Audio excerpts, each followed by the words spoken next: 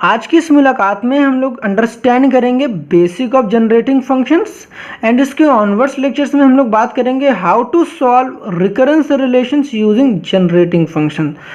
That is very very important for your examination point of view. तो बिना किसी देरी के चलिए गुरु शुरू करते हैं। लेट अस सपोज कि मेरे पास एक सीक्वेंस है, उस सीक्वेंस के टर्म्स क्या हैं, A0, A1, A2, A3, A4 and so on, जो कि एक इनफाइनाइट सीक्वेंस को रिप्रेजेंट कर रहा है। मुझे इसको जनरेटिंग फंक्शंस में कन्वर्ट करना है। कैसे करेंगे, चलिए इसको देखते हैं। मेरे समझ में क्या आया यहाँ पर कि एक सीक्वेंस थी जिसका टर्म्स क्या है, A0, A1, A2, A3। ये सारे क्या हैं, टर्म्स हैं। किसके टर्म्स हैं, सीक्वेंस के टर्म्स हैं। कैसे सीक्वेंस है, इनफाइनाइट सीक्वेंस है। समझ में आया। सीक्वेंस मेरे पास दो टाइप्स के हो गए, एक फाइनाइट सीक्वेंस जिसमें नंबर ऑफ टर्म्स क्या होंगे, फिक्स होंगे। इनफाइनाइट सीक्वेंस क्या होंगे, नंबर ऑफ टर्म्स फिक्स नहीं होंगे। तो ये जो मेरे पास सीक्वेंस है कि इनफाइनाइट सीक्वेंस है। अब इस सीक्वेंस को मैं कह रहा हूँ कि जो मेरे पास गिवन सीक्वेंस है, मुझे इसको जनरेटिंग फंक्शंस में कन्वर्ट करना है। तो जनरेटिंग फंक्शन में कन्वर्ट करने के लिए क्या करेंगे, जनरेटिंग फंक्शन को मैं जी से रिप्रेजेंट कर रहा हूँ। किससे रिप्रेजेंट करूँगा, जी से। अब जनरेटिंग फंक्शन में कन्वर्ट करने के लिए देखिए साहब करते क्या है, कुछ नहीं है, बहुत आसान है। अब मेरी बात सुनना, जनरेटिंग फंक्शंस के यहाँ पर मैं लिख रहा हूँ जेड, जी जेड, ठीक है। अब करना क्या है आपको, ये जो पहला टर्म लिखा गया देखो, A0 है, A1 है, A2, A3, देखो पहला टर्म, दूसरा टर्म, तीसरा टर्म, चौथा टर्म, ऐसे है, ठीक है। हमने कहा कि यहाँ पर देखो जी जेड जो है इसको लिखेंगे कैसे, A0 लिखना है, A0 लिखना है, जेड की पावर कितनी करनी है, 0, कितनी करनी है, 0, प्लस A1 लिखना है, जेड की पावर कितनी करनी है, 1, प्लस A2 लिखना है, जेड की पावर कितनी करनी है, 2, प्लस A3 लिखना है, जेड की पावर कितनी करनी है, 3। क्या समझ में, देखो यहाँ पर A3 था तो जेड की पावर भी कितना था, 3 था। हमने कि प्लस, ऐसे ही आप करते चले जाओगे एंड सो ऑन, ठीक है। ये मैं पूरी तरीके से जो कंटिन्यू रहेगी पूरी। हमने कि ये क्या हुआ, मैंने क्या बताया, एक मेरे पास सीक्वेंस था, उसको जनरेटिंग फंक्शन के फॉर्म में कैसे लिखा, जो भी मेरे पास टर्म था उसमें उस टर्म को जेड की पावर 0 से स्टार्ट कर रखा और ऐसे चलता चला, ठीक है। तो क्या समझ में आया कि ये जो टर्म्स है, इसी जो सारी चीज़ें लिखी गई हैं, अब इसको किस तरीके से रिप्रेजेंट करेंगे। यहाँ पर जो सारी चीज़ें लिखी गई हैं, अगर इसको हम समेशन के फॉर्म में लिखते हैं तो कहाँ तक कहाँ तक रही है, तो जाहिर सी बात है डॉट डॉट लगा रखा है, इसका मतलब इनफाइनाइट तक जाएगी, ठीक है। अगर इसी बात को मुझे किस तरीके से रिप्रेजेंट करना हो, समेशन के फॉर्म में, चलिए नीचे लिख देते हैं। यहाँ पर अगर मैं इस चीज़ को लिखता हूँ जी जेड, हमने कि यहाँ जी जेड कैसे लिखूंगा, किस फॉर्म में लिख रहा हूँ मैं, समेशन के फॉर्म में, मतलब सिग्मा नोटेशन क्या होगा। अब आपको एक बात समझ में आ रही होगी कि यहाँ पर देखो जो मेरा, इसको हम लोग क्या कहेंगे, ये जो नीचे लिखा गया ना, इसको हम लोग कहते हैं एन कहते हैं। यहाँ पर देखो स्टार्टिंग 0 से हुई है। हमने कि यहाँ पर मैं मुझे एक बात बता दूँ कि यहाँ पर जो मेरे पास नंबर, चलो पहले नोटेशन बता देता हूँ तो ज़्यादा समझ में आएगा। यहाँ पर मैं अगर इस बात को रिप्रेजेंट करूँ तो मेरे पास देखो कुछ ऐसा है, ये जो नोटेशंस है इसको मैं कह दूंगा ना, AN कह दूँ, AN कह दूँ, बताओ समझ में आ रहा है। यहाँ पर देखो AN है कि नहीं है, यहाँ पर देखो, यहाँ पर आप N की वैल्यू क्या क्या चेंज करोगे। यहाँ जो N होगा, ये जो मेरा N होगा, N belongs to whole number. अब होल नंबर तो पता होगा, होल नंबर क्या होते हैं, 0, 1, 2, 3 एंड सो ऑन, ठीक है। हमने कहा कि यहाँ पर देखो मैं AN कह सकता हूँ, देखो A0 N के लिए 0 रखोगे, फिर 1 रखोगे, फिर 2 रखोगे, फिर 3, देखो ना 0, 1, 2, 3, 4, 5, 6 एंड सो ऑन। तो इसको मैं AN कह रहा हूँ। अब यहाँ पर क्या किया, जो भी मेरे पास AN था उस AN के साथ मैंने Z की पावर N ही तो मल्टीप्लाई कर दी। देखो यहाँ पर N से स्टार्ट हुआ था, 0 था, ठीक है। यहाँ तो देखो 0 था, फिर 1 था, फिर 2 था, फिर 3 था, फिर 4 था, मतलब कि एक पैटर्न को फॉलो कर रहे थे। हमने कि अब क्या हुआ, जब यहाँ पर मैंने 0 लिखा था तो जेड की पावर भी तो 0 थी, जब यहाँ पर 1 लिखा था तो जेड की पावर भी तो 1 थी, जब यहाँ पर 2 लिखा था जेड की पावर भी 2 थी। अगर मैं इसको यहाँ पर रिप्रेजेंट करूँगा तो यहाँ पर मैं क्या करूँगा, इसको मैं रिप्रेजेंट करूँगा AN के बगल में मैंने क्या मल्टीप्लाई करा, जेड की पावर N ही तो मल्टीप्लाई करा, जेड की पावर क्या मल्टीप्लाई करा, N। यहाँ पर कुछ नहीं है, मैंने क्या बताया, देखो AN लिखा, AN के मल्टीप्लाइड में क्या लिखा जेड की पावर एन। देखो यहाँ पर जीरो लिखा था तो यहाँ भी जीरो था, यहाँ पर वन था तो यहाँ भी वन था, इसीलिए देखो जो एन यहाँ लिखा गया वही एन तो यहाँ भी लिखा गया है। लेकिन मुझे क्या करना है, मुझे ना इन चीज़ों को रिप्रेजेंट करना है in the form of summation के फॉर्म में। भाई ये सारी चीज़ों को सम में लिखी गई है ना, इनको मुझे सम के फॉर्म में रिप्रेजेंट करना है, तो कैसे रिप्रेजेंट करेंगे। तो यहाँ पर देखो स्टार्टिंग कहाँ से हुई है, स्टार्टिंग देखो जीरो से हुई है, और देखो एंडिंग कहाँ तक हो रही कुछ पता नहीं, क्योंकि यहाँ पर भैया जब डॉट डॉट लगा, इसका मतलब ये इनफाइनाइट सीक्वेंस है। कैसी भैया, जो सीक्वेंस है मेरे पास वो इनफाइनाइट है, पता तो है नहीं, लेकिन स्टार्टिंग तो पता है ना, स्टार्टिंग कहाँ से हो रही, जीरो से। तो कैसे रिप्रेजेंट करते हैं इसको देखना, तो समेशन के फॉर्म में लिखते हैं समेशंस।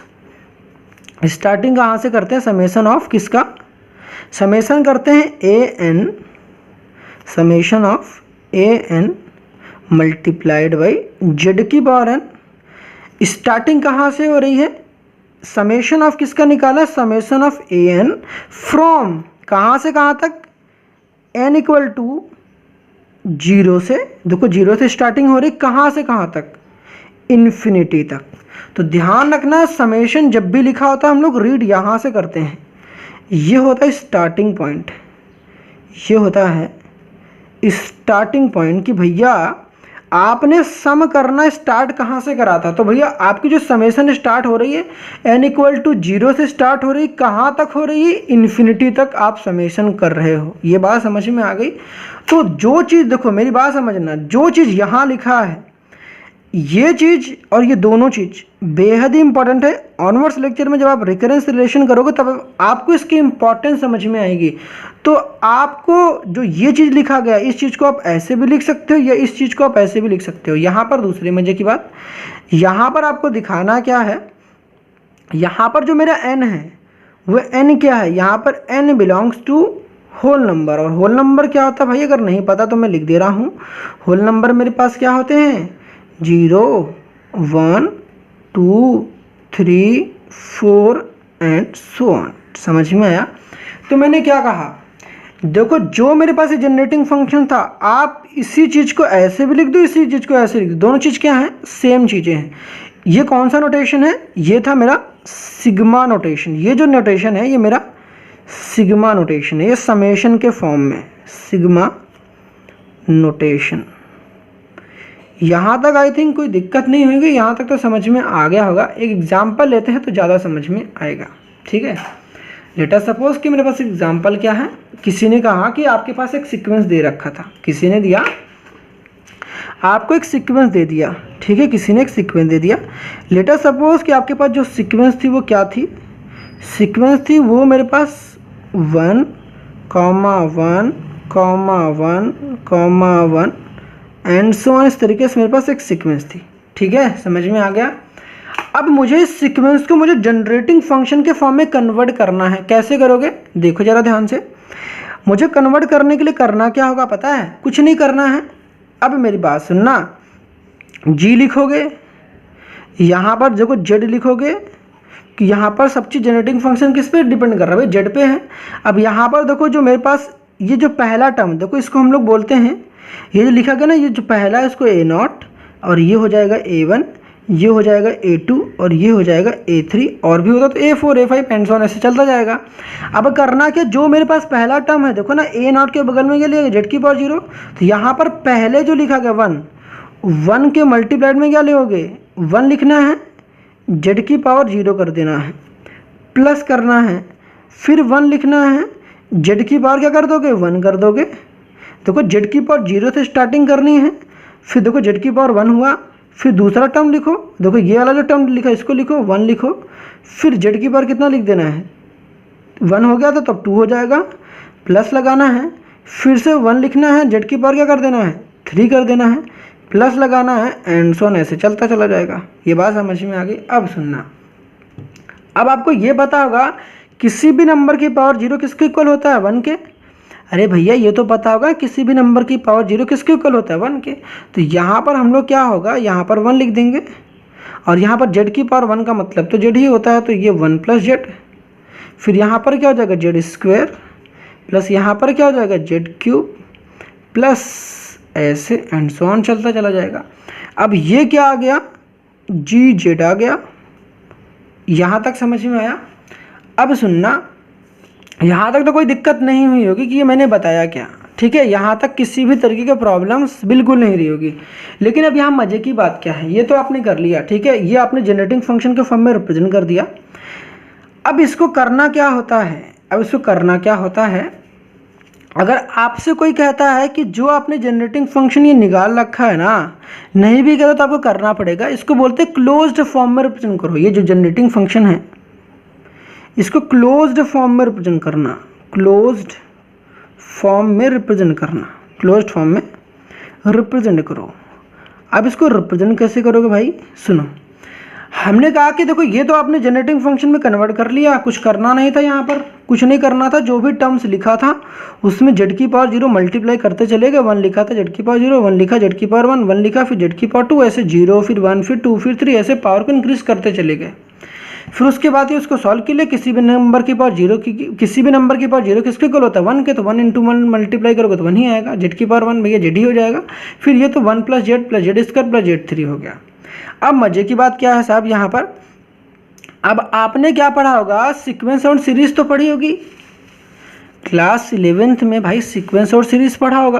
अरे नहीं पढ़ा होगा तो चलो मैं बता देता हूँ, हो जाता है भैया भूल गए होगे, कोई बात नहीं, मैं क्या बता रहा हूँ यहाँ पर देखो, सीक्वेंस सीरीज में अगर आपने पढ़े होंगे तो ठीक है, नहीं मैं बता क्या रहा हूँ, ये तो मेरे पास देखो ये क्या होगा, ए हो गया, ये तो ए हो गया, वहाँ पर हमने कि ये ए हो गया, ए क्या होता है फर्स्ट टर्म होता है, ए क्या होता है फर्स्ट टर्म होता है, ठीक है, ये फर्स्ट टर्म होता है, ठीक है, ये जो मेरा है ये मेरा क्या है फर्स्ट टर्म है, ठीक। अब उसके बाद एक दूसरी एक बला होती है, वो क्या होती है आर, आर क्या होता है कॉमन रेशियो होता है, कॉमन रेशियो होता है, ठीक है, आर क्या होता है कॉमन रेशियो। अब ये कॉमन रेशियो निकालते कैसे भाई, इसको समझना, ठीक है। इसको देखो आपके कहने के तरीके हैं, जैसे कहते क्या हैं, देखो आपको जैसा कि पता है ये मेरे पास जैसे ये सीक्वेंस लिखा था, इस सीक्वेंस का अगर मैं इसके बारे में बात करूँ तो ये जो मेरा था टर्म 1 था, ये T1 था, ये T2 था, ये T3 था, ये T4 था।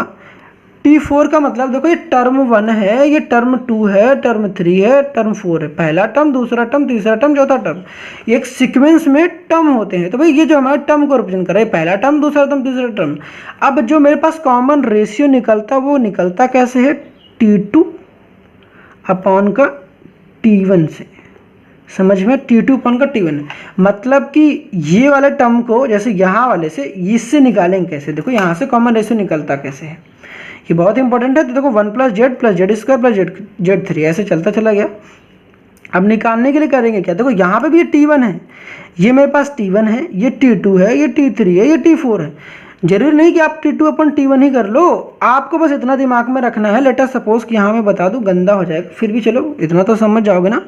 देखो मैं यहाँ पर बात करूँ, लेटर सपोज ये मेरा T1 है, ये मेरा T2 है, और ये मेरा T3 है, और ये मेरा T4 है।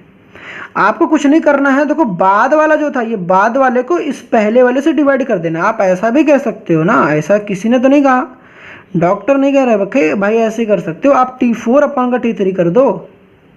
कुल मिला के आपको करना क्या, देखो T2 था अपॉन का T1, मतलब कि जो चीज़ यहाँ लिखी उसके जस्ट पहले वाले से डिवाइड कर देना। T3 है तो T3 किससे डिवाइड कर, उसके जस्ट पहले कौन सा है T2 है, उससे डिवाइड करता। तो आप चाहे जैसे कर दो, सब चीज़ सेम आंसर आएगा। तो मतलब आप T3 अपॉन का T2 भी कह सकते हो। बस दिमाग में आपको रखना क्या है, ये जो बाद में लिखा गया है ना, ये चीज़ बाद में जो लिखा गया उसको पहले वाले से डिवाइड कर देना। देखो मैंने वही करा, कुछ नहीं कर रखा है। निकालो कैसे, देखो जरा, ये फॉर्मूला देखो रटना नहीं मेरे भाई, रटना फॉर्मूला नहीं है, अभी सबको समझ में आ जाएगा। बस समझाने के लहजे से मैंने भी थोड़ा बता रखा है कि जिसको नहीं पता कम से कम पता चल जाए। तो करना क्या है, कॉमन रेशियो निकलता कैसे, अगर कोई पूछता है इसका आर निकालो तो आर कैसे निकालोगे, करना क्या, देखो यहाँ पर देखो जो बाद वाला चीज़ है डिवाइड करोगे ना, जेड को किससे डिवाइड करोगे 1 से। देखो T2 अपॉन T1 था तो 1 से डिवाइड करोगे। किसी भी चीज़ के नीचे अगर 1 होता तो भैया जेड ही आएगा। आंसर कितना आएगा, जेड कितना आएगा, जेड ही तो आएगा। जेड अपॉन 1 क्या था, जेड ही होता है।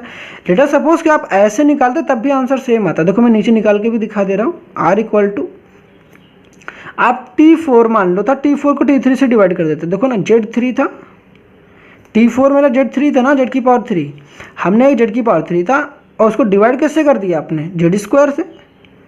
भाई फिर से यहाँ डिवाइड करोगे तो पावर 3 से 2 कैंसिल हो जाएगा, तो भाई यहाँ पर मेरे पास जेड ही तो बचेगा। तो क्या समझ में आया कि भैया मेरे पास जो कॉमन रेशियो होगा ना वो सेम होगा। तो यहाँ पर आप किसी भी करो, बस आपको इतना पता ना कॉमन रेशियो निकालते कैसे, बाद वाले को पहले से डिवाइड कर दोगे तो ये कॉमन रेशियो निकलेगा। कॉमन रेशियो कितना निकल कर, जेड कितना निकल कर आ गया भाई, जेड निकल कर आ गया। अब यहाँ पे तो फर्स्ट टर्म मेरा ए था, कॉमन रेशियो क्या था मेरे पास, जेड था। ध्यान रखना कॉमन रेशियो यहाँ पर जेड निकल कर आया है। अब दूसरा, अब यहाँ पर एक फॉर्मूला होता है मेरे पास, फॉर्मूला क्या होता है, सम ऑफ इनफाइनाइट सीरीज क्या होता है, सम ऑफ इनफाइनाइट सीरीज क्या होता है, A upon 1 minus common difference, common difference नहीं कॉमन रेशियो। समझ में आया? तो देखो ये मेरी बात समझो, ये क्या है मेरे पास भाई, ये फॉर्मूला है। पहला तो प्रैक्टिस आपको इसको करना है लर्न, ठीक है, दिमाग में रखे रहना, कभी भूल जाते तो काम आ जाएगा। बाकी तभी इतनी बार क्वेश्चन प्रैक्टिस करोगे सब ऐसे ही रिमेंबर हो जाएंगी चीज़ें। तो मेरे पास क्या है, सम ऑफ, ये एस का मतलब क्या, सम, ये इन्फिनिटी है। सम ऑफ इनफाइनाइट सीरीज का फॉर्मूला क्या था, ए अपॉन 1 माइनस का आर। आर क्या है यहाँ पर, कॉमन रेशियो, ए क्या है, फर्स्ट टर्म। अब देखो करोगे कैसे, अगर ये जो लिखा गया है ना जी जेड इक्वल टू इतना, देखो जी जेड मेरे पास कितना आ गया था, जी जेड मेरे पास इतना आया था ना, इसको मुझे लिखना है इनफाइनाइट सीरीज के फॉर्म में, मतलब इस तरीके से सीरीज के फॉर्म में लिखना है। तो फिर कैसे करोगे, मतलब इसी चीज़ को मैं और क्या लिख सकता हूँ, तो मेरे पास एक तरीका है। तरीका क्या है, ए अपॉन, तो ए मेरे कितने पता है, ए मेरा यहाँ पर 1 था, ए मेरा कितना था, 1 था, ठीक है। अब मेरे पास देखो 1 लिखोगे, माइनस का आर था, आर कितना था, कॉमन रेशियो, कॉमन रेशियो निकाला था ना, जेड मतलब कि जेड डिवाइडेड बाई 1 किया था। देखो यहाँ पर मेरे पास कितना जेड था, आप चाहे जिससे डिवाइड करो, जेड स्क्वायर को जेड से डिवाइड करोगे तब भी मेरे पास जेड ही आएगा, मतलब कॉमन रेशियो सेम रहता है। तो यहाँ पर कॉमन रेशियो कितना आ गया, मेरे पास जेड आ गया। तो क्या समझ में आया, क्या समझ में आया कि भैया मेरे पास ना, अगर इसको मैं अगर और अच्छे तरीके से रिप्रेजेंट कर दूँ कि यहाँ पर देखो मैं इसे इक्वल ही लिख दे रहा हूँ, तो 1 plus Z plus Z square plus Z cube plus Z 4, अरे ऐसे लिखते चले जाना भाई, ठीक है, प्लस डॉट डॉट डॉट। इसका मतलब हुआ कि ये जो चीज़ लिखी गई 1 plus Z square plus Z cube plus Z 4 and so on, इन सारे ही चीज़ों को हम लोग क्या लिखते हैं, इन सारी चीज़ों को 1 माइनस का जेड लिखते हैं। That is very very important भैया, बहुत बार आएगा, इसको दिमाग में रख लो, बहुत बार आएगा। मतलब कि जब कभी भी आपको ये दिख जाए 1 plus Z square plus Z cube plus Z की पावर 4, आप हमेशा क्या लिखोगे, 1 अपॉन 1 माइनस का जेड। तो ये समझ में आ गया, मतलब कि आपका जो सीक्वेंस था 1,1,1, ये जो सीक्वेंस था इसका जो जनरेटिंग फंक्शन होगा वो क्या होगा, 1 अपॉन 1 माइनस का जेड, 1 अपॉन 1 माइनस का जेड होगा। अब दूसरी मजे की बात जरा सीख लो, अभी मैंने स्टार्टिंग में आपको क्या बताया था, अभी स्टार्टिंग में आपको क्या बताया था कि जो भी मेरे पास सीक्वेंस लिखी होती है उसको an के फॉर्म में रिप्रेजेंट कर सकते हो, ऑब्वियसली कर सकते हो। देखो यहाँ पर a0, a1, a2, a3 करते चले जाओगे, यहाँ पर n की वैल्यू चेंज करते जाओगे, ये कभी 0 रखोगे तो ये मिलेगा, फिर 1 तो ये, फिर 2 तो ये, फिर 3 तो ये, फिर 4 तो ये, ऐसे रखते चले जाना। तो यहाँ पर जो मेरे पास ये 1 लिखा होता है ना, हो सकता है एग्जामिनेशंस में आपके ऐसे भी लिखा आ सकता है, इसको लिख दिया जाएगा an equal to 1, an equal to क्या लिख देगा, an इक्वल टू 1।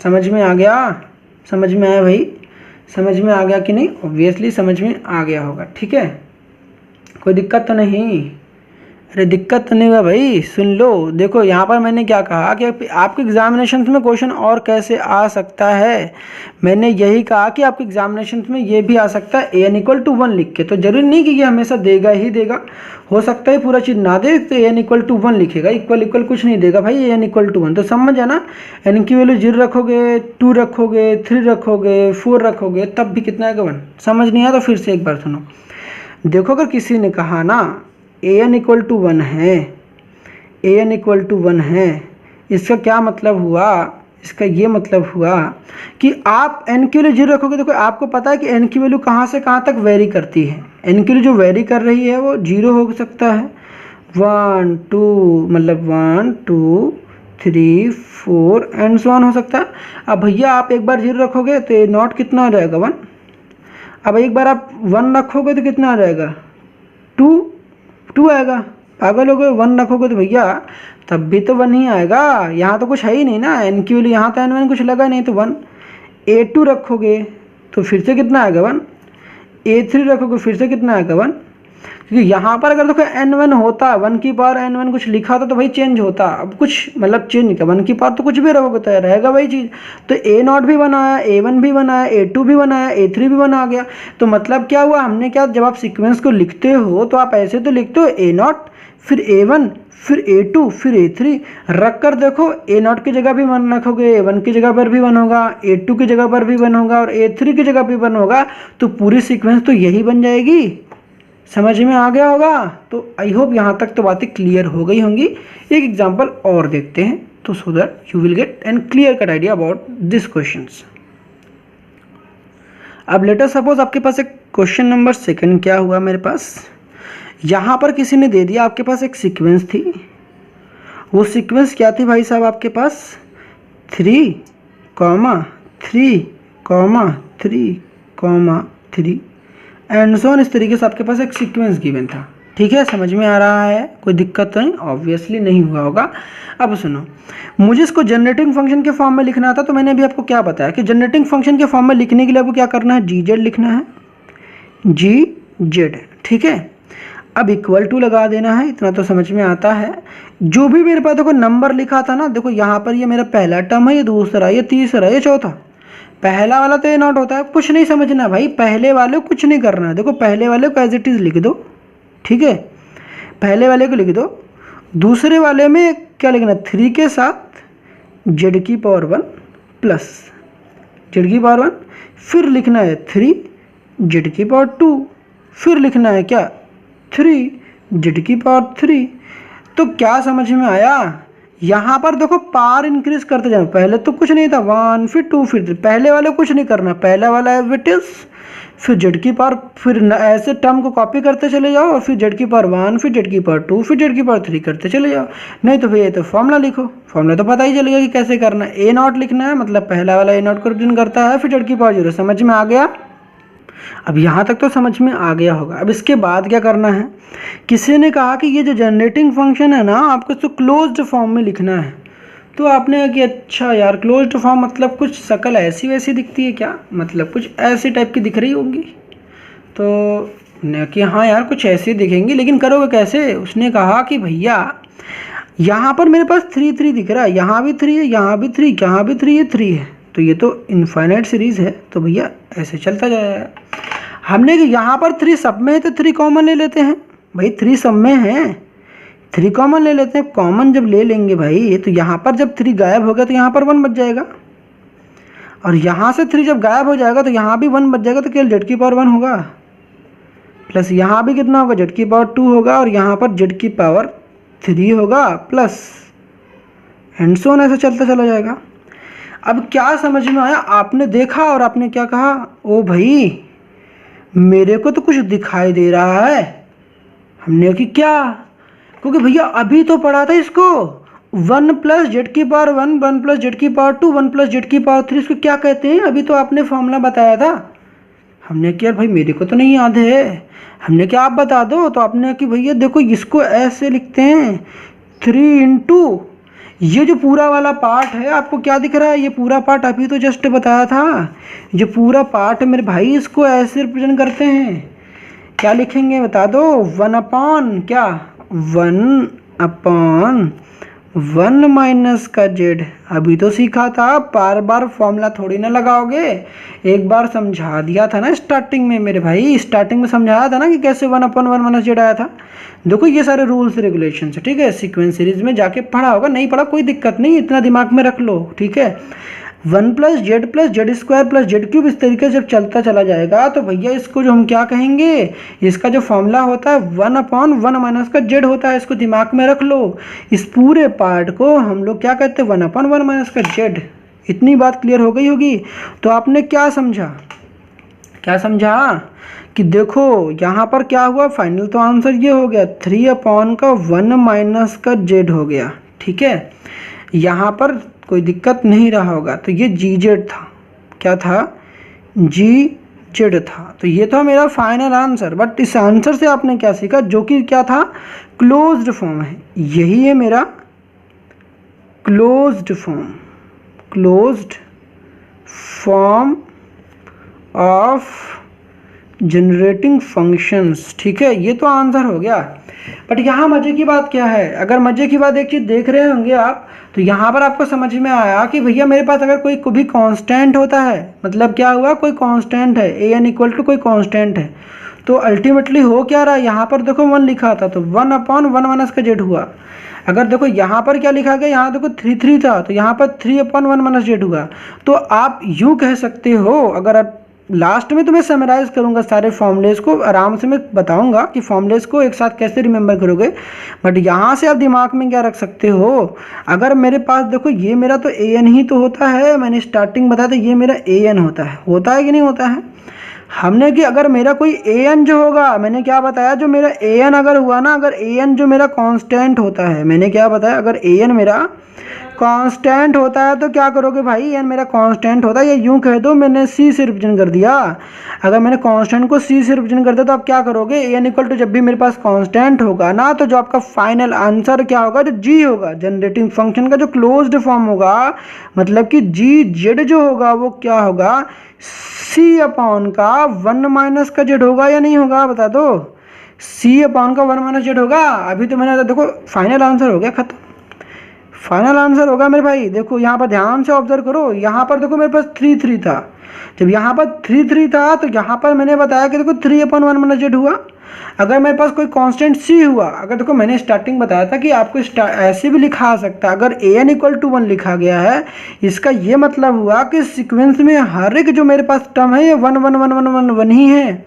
ठीक है, अगर यहाँ पर कोई लिखा गया a n = कांस्टेंट, इसका मतलब क्या हुआ, a n = 2 हो सकता है, a n = 3, 4, 5 कुछ भी हो सकता है, वो बार बार वही होगा, मतलब 4 4 होगा, फिर 1 1 होगा, 2 2 होगा, इस तरीके से होगा।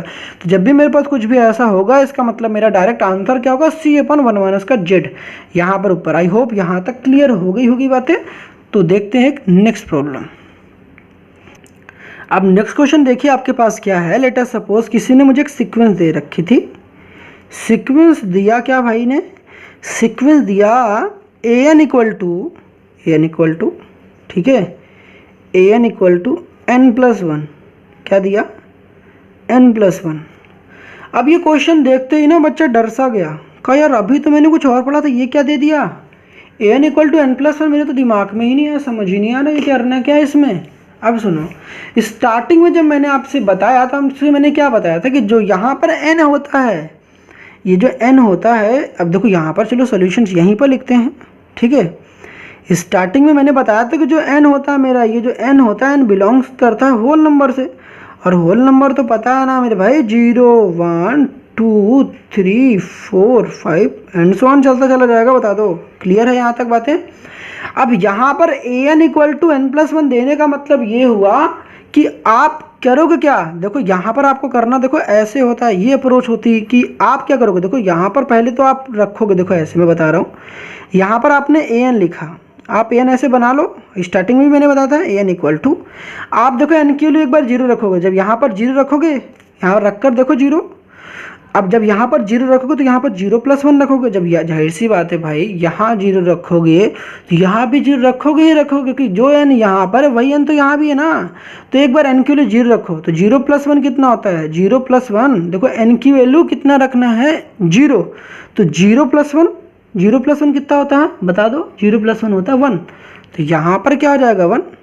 चलो यहाँ पर मैं लिख कर दिखा देता हूँ, पहले देखो ऐसे, देखो a0 होगा, n के लिए 0 होगा तो a0, फिर कॉमा a1, ठीक है, फिर क्या हो जाएगा, देखो यहाँ पर a0, फिर a1, फिर a2, फिर a3, फिर a4, फिर a5। स्टार्टिंग में यही तो बताया था ना, और कुछ नया नहीं करा भाई, an का मतलब यही लिख दिया, पहले तो ऐसे लिख दिया। अब उन्होंने क्या कर रखा है, जो an है n+1 है, n+1 का मतलब देखो ना, यहाँ पर n+1 का मतलब देखो, यहाँ 0 रख रहे हो, जब यहाँ पर 0 आपने रखा तो 0+1 कितना होता है 1, तो मतलब क्या a0 कितना आ गया 1, तो 0 वाला रखने पर मुझे 1 मिला, जीरो रखने पर कितना मिला मुझे 1। देखो यहाँ पर रख कर देखो 0, जब यहाँ पर आप 0 रखोगे तो मुझे 1 मिलेगा। फिर जब जैसे ही मैंने यहाँ पर कितना रखा 1 रखा, 1 ये 1 और यहाँ भी 1 रखेंगे तो 1 + 1 कितना हो जाएगा 2, तो यहाँ पर 2 मिल गया। तो यहाँ पर जो A1 A0 हुआ मुझे 1 मिला, A1 में मुझे कितना मिला 2 मिला, और यहाँ पर A2 रखोगे मतलब क्या हुआ, यहाँ पर देखो आप 2 रखते हो, कितना रखते हो 2, तो यहाँ जब 2 रखोगे तो 2 + 1 कितना हो जाएगा 3, तो जाहिर से यहाँ पर 3 आ जाएगा। तो क्या पैटर्न समझ में आया, देखो 1 में 1 ऐड हुआ 2 में 1 ऐड हुआ 3, तो जाहिर सी बात अगला वाला 4, फिर कितना हो जाएगा 5, फिर कितना हो जाएगा 6 एंड सो ऑन, ऐसे चलता चला जाएगा। तो भाई मेरे पास an जो आया ना, an किसके इक्वल n+1 के, तो ये मेरे पास सीक्वेंस थी। कई लोग को समझ में यही नहीं आता है कि इसका मतलब क्या हुआ, तो पेपर में कई बार हो सकता है ऐसे दिया हो an = n+1, तो पता होना चाहिए भाई निकालना कैसे है, तो an = की ये चीज़ हो गई। तो कई बार हो सकता है सीक्वेंस डायरेक्ट दिया हो 1 2 3 4 5, या तो ऐसे लिखा हो, तो आपको इस तरीके से पता होना चाहिए किस तरीके से फाइंड आउट करेंगे। अब तो यहाँ तक तो क्लियर हो गई हो, कोई दिक्कत आई डोंट थिंक यहाँ पर हुई होगी, बट फिर भी होती है।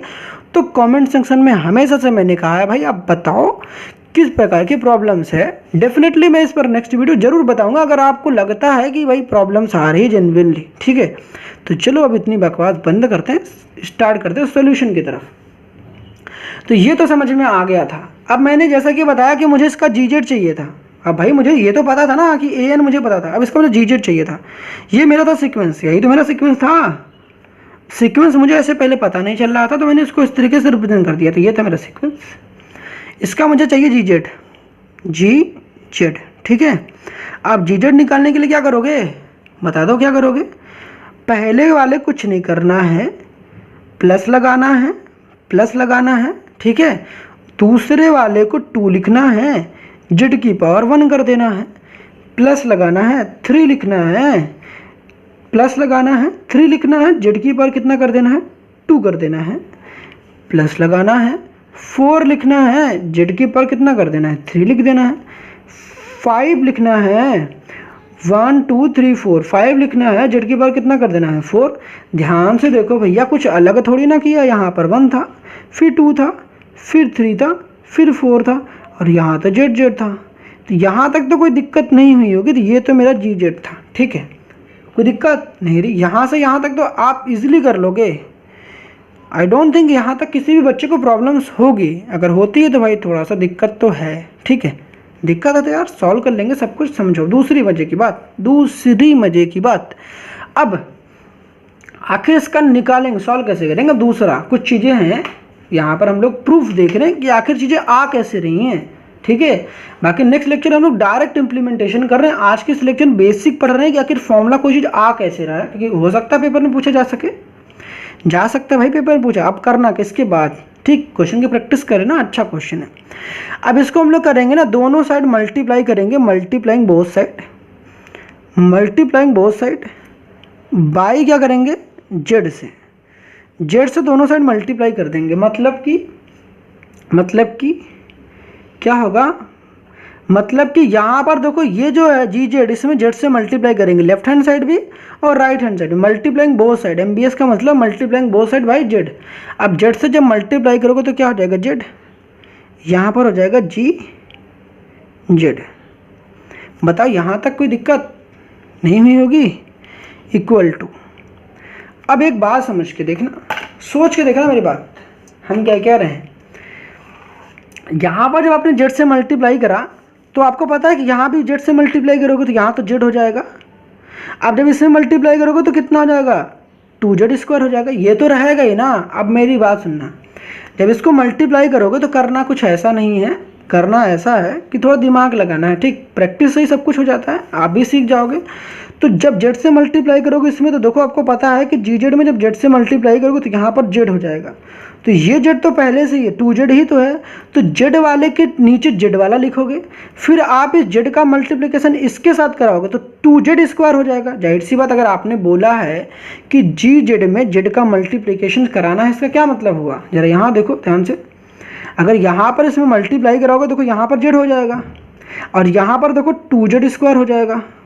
फिर यहाँ पर क्या हो जाएगा, देखो यहाँ पर जेड से मल्टीप्लाई करना है तो देखो पहले तो यहाँ जी जेड में जेड से मल्टीप्लाई करना है, तो यहाँ पर तो जेड हो गया, यहाँ पर 2z² हो जाएगा, फिर यहाँ पर मल्टीप्लाई कराओगे तो देखो यहाँ पर 3z कितना हो जाएगा, क्यूब हो जाएगा। होगा कि नहीं होगा, ऐसे चलता चला जाएगा। मैं ये कह रहा हूँ जो भी मेरे पास जेड वाला चीज़ है, जेड वाले के नीचे जेड वाला लिखोगे, और जेड स्क्वायर के नीचे जेड स्क्वायर वाला लिखोगे, और जेड क्यूब के नीचे जेड क्यूब लिखोगे। इससे फ़ायदा क्या होगा अभी बताते हैं, ठीक है। तो यहाँ पर 1 के नीचे मैं कुछ नहीं लिख रहा हूँ क्योंकि मुझे मल्टीप्लिकेशन करने के बाद कोई नंबर नहीं मिला है। देखो मल्टीप्लिकेशन जब इसमें करा जेड का तो यहाँ पर देखो जेड बन गया, तो यहाँ पर नंबर नहीं, इसलिए थोड़ा सा स्पेस दे रहा हूँ। तो यहाँ पर मैं लिख रहा हूँ जेड, ठीक है, जेड, ठीक है, देखना। फिर इसके साथ देखो जेड का हो गया, फिर उसके बाद मैंने क्या बताया, फिर 2z², फिर क्या हो गया 3z क्यूब, 3z क्यूब। बताओ यहाँ तक क्लियर है, मैंने क्या बताया। पहले देखो हो गया क्या, पहला तो मेरे पास ये हो गया 1 हो गया, ये तो 3 मल्टीप्लिकेशन कराया तो आपने हो गया जेड हो गया प्लस 2z² हो गया प्लस 3z क्यूब हो गया, प्लस और भी लिखना है, लो और भी मैं दिखा रहा हूँ। अब मान लो आपने करा कि इसका मल्टीप्लिकेशन करा, देखो जेड के साथ z² के साथ मल्टीप्लिकेशन कराओगे तो जेड क्यूब आएगा, तो फिर इसके साथ भी जेड मल्टीप्लिकेशन करोगे तो 4 कितना आ जाएगा, देखो जेड क्यूब। थोड़ा सा इधर लिखना चाहिए था, कोई बात नहीं, समझ जाओगे। अब देखो यहाँ पर जेड क्यूब था, ठीक है, जेड के नीचे जेड था, जेड स्क्वायर के नीचे जेड स्क्वायर था, जेड क्यूब के नीचे जेड क्यूब आ गया, ठीक है। अब जेड 4 आ जाएगा यहाँ पर, ठीक है, समझ गए होगे, कोई दिक्कत नहीं रहा होगा, ठीक है। थोड़ा सा अगर लिखना तो कायदे में लिख लेना भाई, तो यहाँ पर जेड के नीचे जेड वाला लिख लेना, और जेड स्क्वायर के नीचे जस्ट जेड स्क्वायर वाला लिख लेना, और जेड क्यूब के नीचे जेड क्यूब वाला, और जेड 4 के नीचे जेड 4 वाला, बाकी प्लस लगाओ एंड सो ऑन, चलते रहना, ठीक है। इसको डॉट लगाना भूलना मत, क्योंकि भैया हमारे पास जो सीरीज़ है, जो सीक्वेंस है वो इनफाइनाइट सीक्वेंस है, तो भैया सीक्वेंस अगर इनफाइनाइट तो इनफाइनाइट चलता ही रहेगा। अब मुझे करना क्या है, ये मान लिया मेरे पास, ये जो मेरे पास थी फर्स्ट था, और ये मेरे पास क्या था, सेकंड था, ठीक है। अब करना क्या है, फर्स्ट माइनस का सेकंड करना है, मतलब कि पहले वाले में से दूसरे वाले को सब्ट्रैक्ट कर देंगे। अब देखो जब भी सब्ट्रैक्शन करते हैं ना बच्चों की, यहाँ भी दिक्कत आती है सब्ट्रैक्शन में, तो कुछ नहीं करना, लेफ्ट हैंड साइड वाली चीज़ लेफ्ट हैंड साइड सब्ट्रैक्ट होती है, और राइट हैंड साइड वाली चीज़ राइट हैंड साइड सब्ट्रैक्ट होती है। मैंने क्या लिखा है यहाँ पर, फर्स्ट माइनस का सेकंड, ठीक है। इसको फर्स्ट माइनस का सेकंड करने का मतलब कि पहले वाले में से दूसरे वाले को सब्ट्रैक्ट कर देना है। सब्ट्रैक्ट कैसे करेंगे, यहाँ पर देखो लिखना है जी जेड, लेफ्ट हैंड साइड वाला पार्ट इधर वाला है, इक्वल टू दिख रहा है ना, इक्वल टू के लेफ्ट हैंड साइड वाला पार्ट इधर है, इक्वल टू के लेफ्ट हैंड साइड वाला पार्ट इधर है, तो लेफ्ट हैंड साइड वाला part left hand side subtract होता है, और राइट हैंड साइड वाला part right hand side subtract होता है। तो जी जेड माइनस का जेड, जेड जी जेड, यहाँ तक क्लियर होगा। अब जब सब्ट्रैक्शन कर रहे हो तो भाई सबके जो सेकंड वाला टर्म है, ध्यान से देखो, माइनस साइन किसके आगे लगा है, सेकंड वाला, तो हर चीज़ माइनस में हो जाएगा। तो इसका मतलब क्या हुआ कि 1 तो रहेगा। देखो इसको सब्ट्रैक्ट करते हैं, इस वाले में से ये वाला सब्ट्रैक्ट करोगे। अगर कभी सोच के देखो, आपको मैं यहाँ पर भी थोड़ा सा लिख के दिखा रहा हूँ, इसको कुछ टर्म्स ले रहा हूँ, ठीक है, लंबी चौड़ी नहीं, इतना। देखो यहाँ पर मान लो मैंने 3-4 टर्म ले लिया, 1 + 2z, ठीक है, प्लस का 3z², ठीक है। अब इसमें क्या हुआ, फिर उसके बाद मैंने कर दिया प्लस का 4z³। अब इसमें से मुझे सब्ट्रैक्ट क्या करना है भाई, यही तो सब्ट्रैक्ट करना है। जब सब्ट्रैक्ट करोगे तो भैया इसके जो जितने भी टर्म्स हैं सेकंड वाली इक्वेशन के सबके सामने माइनस लग जाएगा, तो भैया जो जेड था वो माइनस का जेड हो जाएगा, ठीक है। जो यहाँ पर z² था तो माइनस का 2z² हो जाएगा, हो कि नहीं होगा, तो माइनस का 2z² हो जाएगा। और जो 3z था, यहाँ 3z मतलब कि 3z³ था, तो जैसे तो माइनस का 3z³ होगा। ऐसे एंड सॉन चलता जाएगा। अब अगर इसको आप सब्ट्रैक्ट करोगे तो भैया देखो आपका आंसर क्या होगा, 1 के तो कुछ है ही नहीं, नंबर तो कुछ है ही नहीं, नंबर आपस में सब्ट्रैक्ट होंगे, मतलब जेड वाला सेम टर्म्स आपस में सब्ट्रैक्ट एडिशन सब्ट्रैक्शन होगा, तो 1 तो एज इट इज रहेगा। तो 2z में से एक जेड चला जाएगा तो जाहिर सी बात जेड बचेगा। अब 3z² में से एक z² चला जाएगा तो जाहिर, देखो 3 - का 2 है, 3 - 2 करोगे तो 1, तो 1z² आ जाएगा। हमने यहाँ पर 4z² z³ में से एक z³ चला जाएगा तो 4 - का 3 1 होगा, तो जाहिर से यहाँ z³ ही तो आएगा। तो क्या समझ में आया कि जब हम लोग फर्स्ट माइनस सेकंड करेंगे तो मेरे पास कुछ ऐसा निकल कर आएगा, 1 + z + z² + जेड क्यूब। ऐसे आगे भी करोगे तो आपके पास क्या आएगा पता है, आगे आएगा मेरे पास 5, 4 था तो फिर 5, जेड की बार कितना रहेगा 4। अब यहाँ पर कितना रहेगा 3 था तो यहाँ पर जाहिर सी बात है 4 होगा, माइनस का 4, जेड की बार कितना रहेगा 4। आगे भी ऐसे सीक्वेंस कंटिन्यू रहेगी। तो इस तरीके से हम लोग अगर यहाँ भी करेंगे तो यहाँ पर मेरे जेड की पावर 3 प्लस यहाँ पर कितना रहेगा जेड की power 4 plus and so on. I hope ये सब्ट्रैक्शन तो समझ में आ रहा होगा, मैं समझा के आ रहा हूँ इतना तो आता होगा, फिर भी लगता है प्रॉब्लम्स होगी तो बता देना मुझे, ठीक है। यहाँ तक तो क्लियर हो गई होंगी भाई बातें, यहाँ तक मैंने बताया क्या। अब आपको एक बात समझ में आ रही होगी, आपने मैथ्स में पढ़ रखा होगा कि भैया यहाँ भी जीजेड है, यहाँ भी जीजेड है। अब दोनों में ही जीजेड है तो भैया इसको कॉमन ले लेते हैं, जीजेड कॉमन लेते हैं तो 1 यहाँ बच जाएगा। जब कॉमन लोगे तो यहाँ पर 1 बच जाएगा माइनस का जेड, और यहाँ पर क्या हो जाएगा जी जेड हो जाएगा। बताओ सर यहाँ तक क्लियर हो गई बातें। देखो 1 माइनस का जेड, जब देखो जी जेड कॉमन लोगे तो जाहिर सी बात है कॉमन लेने का मतलब डिवाइड करना, तो जो चीज़ कॉमन लोगे उससे डिवाइड कर दोगे तो यहाँ तो 1 बच जाएगा और यहाँ पर 1 माइनस का जेड हो जाएगा, ठीक है। यहाँ पर क्या हुआ 1 plus Z square plus Z cube plus Z 4 plus and so on हो गया। अभी आपने भाई क्या पढ़ा, कितनी बार मैंने बताया मुन्ना, देखो ध्यान से, 1 plus Z square plus Z cube क्या होता है 1/1 माइनस जेड। याद हो गई होंगी, अभी तक हो गई होंगी याद, नहीं हुई तो अब याद कर लो, नहीं हुई तो टेंशन लेने वाली बात थोड़ी ना, अभी याद कर लो।